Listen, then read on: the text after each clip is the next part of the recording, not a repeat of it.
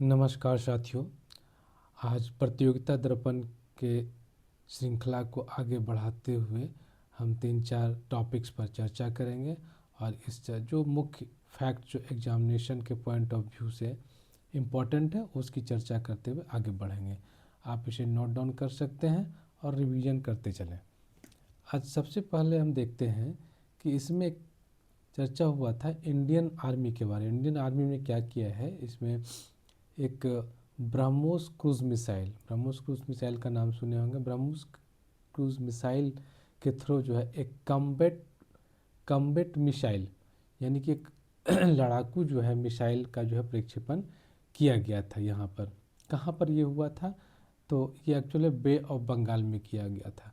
इसको जानने से पहले थोड़ा ब्रह्मोस के बारे में, इसके इतिहास को खंगालते हैं और इसके बारे में जानने की कोशिश करते हैं, क्योंकि कभी कभी यहाँ से भी क्वेश्चंस रहते हैं, इसलिए इसको जानने की हम लोग कोशिश करते हैं। सबसे पहले क्या है, ब्रह्मोस है क्या। ब्रह्मोस एक्चुअल में जो है यह एक क्रूज मिसाइल है। ब्रह्मोस जो सुपरसोनिक क्रूज मिसाइल होता है। सुपरसोनिक क्रूज मिसाइल का मतलब हुआ ये देखिए, ये ब्रह्मोस का एक यहाँ पर फोटो लगाया गया हुआ है, इसको देखिए, यही ब्रह्मोस है।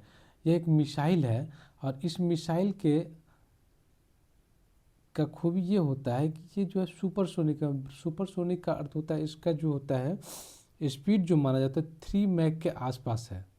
3 मैक है ना, 3 मैक होता है। 3 मैक का मतलब वो अप्रोक्स जो है ना, आपको 3000 किलोमीटर पर आवर से ज़्यादा ही होगा, लेकिन कम नहीं होगा 3 मैक। ठीक है, ब्रह्मोस। इसमें अगर हम लोग बात करते हैं कि ब्रह्मोस की अगर बात करें, तो ब्रह्मोस जो है ये मेन रूप से जो है 2 देश, हमारा इंडिया है ना, इंडिया प्लस रसिया के दोनों के सहयोग से बना हुआ यह एक मिसाइल है। और इस मिसाइल में जो है इंडिया का जो है वो आपको DRDO जानते ही हैं, DRDO के बारे में, defence research and development organisation होता है। डिफेंस रिसर्च डेवलपमेंट ऑर्गेनाइजेशन ये होता है, इंडिया का हो गया। और रसिया की अगर बात करते हैं, और इसका नाम एक्चुअली ब्रह्मोस क्यों हुआ, तो भारत का ब्रह्मपुत्रा नदी जो है ना, ब्रह्मपुत्रा नदी जो है भारत का है। और आपको रसिया का जो होता है, रसिया की एक नदी है, उसका नाम है मोस्कोवा है ना, उसी के नाम पर जो है मोस्कोवा, और प्लस में हो गया ब्रह्मपुत्रा को तो आप सभी लोग जानते ही हैं। इसी दोनों के नाम के संयोग से जो है, दोनों को संयोग ब्रह्म और इसका रसिया का जो है मॉस्को यानी ब्रह्मोस रखा गया। इसी दोनों को मिश्रित करके नाम दिया गया है ब्रह्मोस। यानी कि यह जो कॉम्बैट मिसाइल है, ब्रह्मोस जो है क्रूज मिसाइल जो है, यह भारत और रसिया के सहयोग से बना एक मिसाइल है। अभी फ़िलहाल में क्या है, रिसेंटली जो है यह 1 दिसंबर को यह जो है लॉन्च किया गया है इसको। इसमें जो है एक कॉम्बैट मिसाइल लड़ाकू विमान को इसके द्वारा लॉन्च किया गया। कहाँ पर, तो बे ऑफ बंगाल में किया गया था। इसके बारे में और थोड़ी सी चर्चा कर लेते हैं। इसमें हम देखते हैं कि इसका जो है DRDO के बारे में इसमें देखते हैं कि स्पीड आपको पता है 3 मैक है, स्पीड 3 मैक होता है, ये सबसे इम्पोर्टेंट हो जाता है इसमें 3 मैक वाला। और इसमें और देखते हैं रेंज जो precious strike capability of rain force defence, इसमें एक है 3rd एडिशन, इसी का जो है 3rd edition Chanakya defence dialogue 2025 फ्रॉम 17 to 28 was conducted by Indian Army is collaboration with the Center for Land warfare studies. ये इसी का पहले का वर्सन के बारे में दिया हुआ है, तो मेन रूप से ये हो गया। नेक्स्ट अगर हम लोग चर्चा करते हैं इसमें, तो एक है, ये भी इम्पोर्टेंट बन जाता है कि अग्निवीर को जानते हैं आप लोग। अग्निवीर जो डिफेंस में जो अग्निवीर के तहत जो बहाली की जाती है, इसके बारे में काफ़ी चर्चा में रहा था। तो अब क्या इसमें किया गया है, इसके अंतर्गत यूनियन होम मिनिस्टर नोटिफाइड किया है कि 20% वैकेंट कांस्टेबल पोस्ट जो है इन द बॉर्डर, यानी BSF में है ना, BSF बीएसएफ में जो है जो कांस्टेबल का पद होगा, जो कांस्टेबल का पद है उसमें से 50% जो है 50% जो है अग्निवीर का जो एक्स अग्निवीर है, मतलब अग्निवीर से जो रिटायर हो चुके हैं उसको इसमें शामिल किया जाएगा। किसमें? तो बीएसएफ का जो है कांस्टेबल जो होता है उसके तहत। नेक्स्ट देखते हैं, नेक्स्ट क्या है, एक ये काफ़ी इंपॉर्टेंट हो जाता है वीवीआई में, इसको मान के चलिएगा, काफ़ी वीवीआई हो जाएगा, स्टार मार्क कर लीजिए इसको। इसमें क्या है कि एक पुअर जो होता है प्रिजनर्स, यानी कि जो जेल में बंद है, ठीक है ना, जो जेल में बंद है और वो काफ़ी पुअर है, ठीक है ना, उसके लिए जो है यूनियन होम मिनिस्टर ने एक स्कीम लॉन्च किया है। यह जो 2 दिसंबर को स्कीम लॉन्च किया, और इस स्कीम के तहत जो है, एक्चुअली ये स्कीम पहले से भी था, लेकिन क्या किया है, इसको रिवाइज्ड गाइडलाइन इसको जारी किया गया। ये पहले से भी था लेकिन रिवाइज्ड एक गाइडलाइन तैयार किया गया कि इसके तहत कहा गया कि जो भी प्रिजनर, यानी कि जो जेल में कैदी बंद है, जो कैदी होते हैं आपके, वो कैदी जो बंद है, वो कैदी जो है जिसको कि चार्ज लगाया गया है उस पर जो है पनिशमेंट दिया गया है। और पनिशमेंट के तहत हो सकता है कि किसी को जो पनिशमेंट दिया जाता है वो रुपये पैसे के लिए भी दिया जाता है, कि आपको मान लीजिए 1 लाख 2 लाख का जो पनिशमेंट दिया जाता है, आर्थिक पनिशमेंट उसको बोलते हैं, इकोनॉमिकल रूप से। तो इसमें कहा गया कि अगर यदि ये अगर यदि कोई भी प्रिजनर है जो कि जिसका कि 25,000 रुपये से कम है ना, 25,000 जो है, इससे लेस देन, अगर इससे लेस देन किसी को पेनल्टी दिया गया है तो उसको जो है, और वो अगर गरीब है, बिल्कुल ही गरीब पुअर है, तो उसको जो है उससे बरी कर दिया जाएगा, यानी कि उसको माफ़ कर दिया जाएगा। 25,000 नहीं है तो भी उसको जेल से रिहा कर दिया जाएगा, यही किया गया है। अब इसका देख लीजिए गाइडलाइन क्या है, इसको देखिए थोड़ा सा इसमें क्या है। तो सबसे मेन जो है इसमें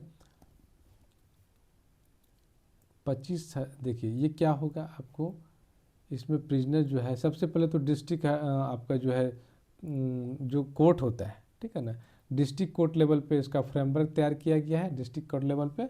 और उसके अंतर्गत जो डिस्ट्रिक्ट कोर्ट के अंतर्गत जो नॉमिनी होते हैं, जैसे कि मान लीजिए डिस्ट्रिक्ट कलेक्टर या फिर जज इंचार्ज, जो उसके दैट मीन्स डिस्ट्रिक्ट जज के नीचे जो भी होते हैं, जैसे मान लीजिए एसडीएम भी होते हैं, डीएम भी होता है, जिसको कि जुडिशियली पावर दिया जाता है, उसके अंतर्गत भी अगर इस तरह का सज़ा सुनाया गया है और वह जो है 25,000 के अंदर का है, तो उसको जो है बरी कर दिया जाएगा।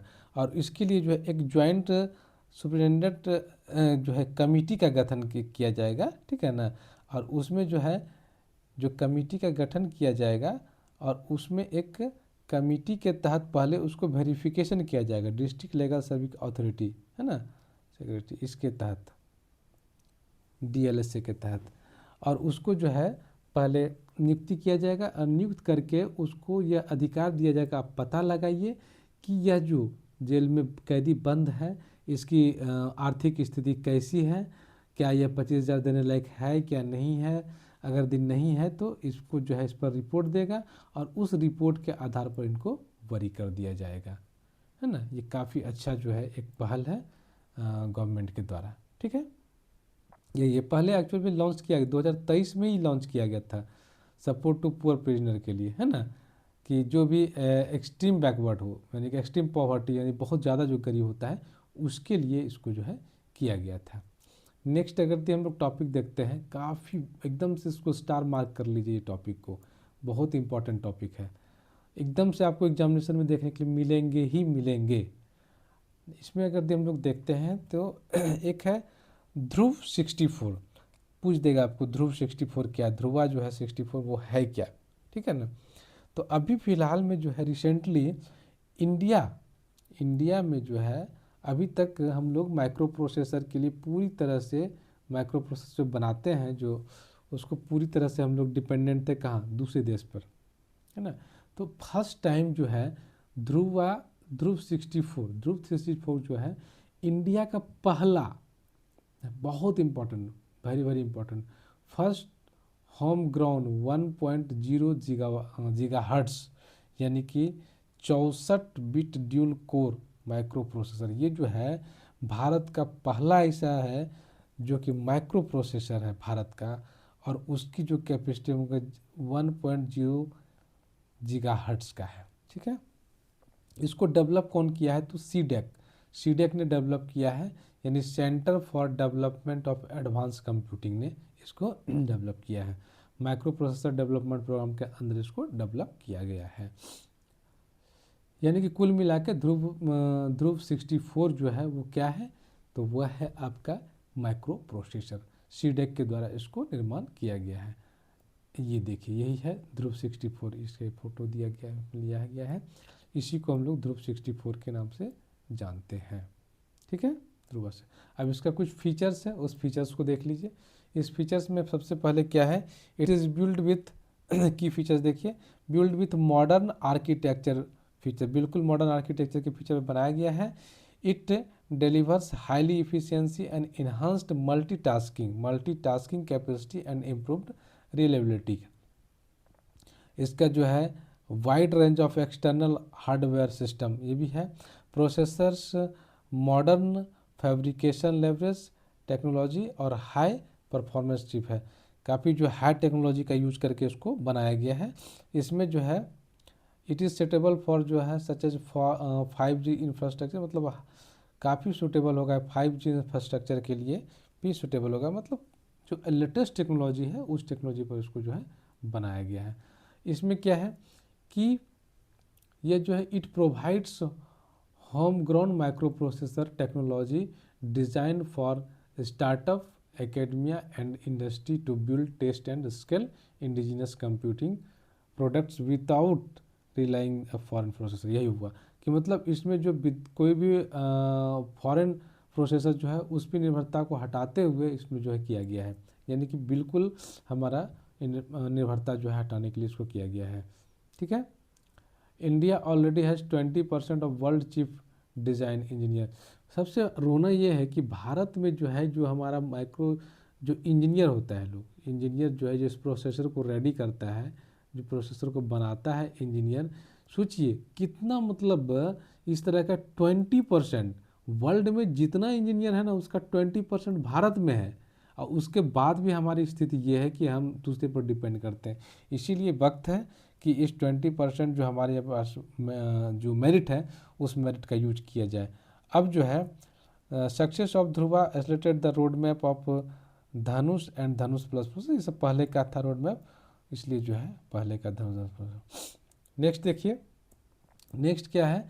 ये भी काफ़ी इम्पोर्टेंट है, इसलिए इम्पोर्टेंट है क्योंकि एशिया का जो लॉन्गेस्ट स्काई ड्रैग लिफ्ट बहुत ही इंपॉर्टेंट है, इसमें भी स्टार मार्क लीजिए, क्योंकि एशिया का लॉन्गेस्ट है, इसलिए पूछेगा ही पूछेगा किसी न किसी एग्जाम में। तो क्या है भाई? ये है आपको स्काई ड्रैग लिफ्ट है। स्काई ड्रैग लिफ्ट क्या होता है? तो इसको देखिए, फोटो से आपको समझ में आ जाएगा। ये है स्काई ड्रैग लिफ्ट, मतलब जो है जो एरिया होता है आपका जहाँ पर कि बर्फबारी होता है या पूरा बर्फ़ से ढका होता है, वहाँ पर लोग इसको इंजॉय करते हैं, इसको, है ना। लिफ्ट एक मशीन होता है, उस पर मशीन पे चढ़ करके जाते हैं और उसको जो है स्नो बर्फ से जो है इंजॉय करते हैं, इसी तरह का होता है, देखिए। ठीक है, तो क्या है भाई? ये इंडिया चूँकि एशिया का लॉन्गेस्ट है, कहाँ पर ओपन किया? तो गुलमर्ग कहाँ है आपको? JNK, जम्मू एंड कश्मीर में। JNK जम्मू एंड कश्मीर में क्या है?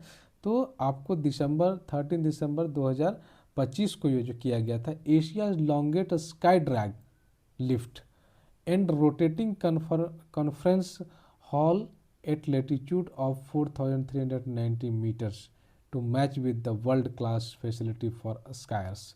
वर्ल्ड क्लास जितना भी फैसिलिटी है वो सारा फैसिलिटीज़ में दिया गया है। कहाँ पर?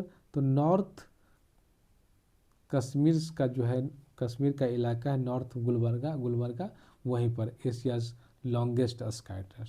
बस इतना याद रखिए, इससे ज़्यादा इसमें जानने की आवश्यकता नहीं है। इससे पूछा जाएगा तो कहाँ पर है? तो गुलबर्गा में है। कौन सा कश्मीर? जम्मू एंड कश्मीर में हो गया, ये पूछा जाएगा। ठीक है, देन अभी नेक्स्ट वीडियो में हम लोग इसके आगे देखेंगे। तब तक के लिए रिवीजन कीजिए, पढ़ते रहिए। धन्यवाद। इसको सब्सक्राइब, चैनल को सब्सक्राइब कीजिए। अगर आप किसी भी तरह का इसमें परिवर्तन चाहते हैं तो कमेंट्स कीजिए, और नेक्स्ट हम इसी तरह से आपके लिए वीडियो रिवीजन के लिए लाते रहेंगे। धन्यवाद। जय हिंद, जय भारत।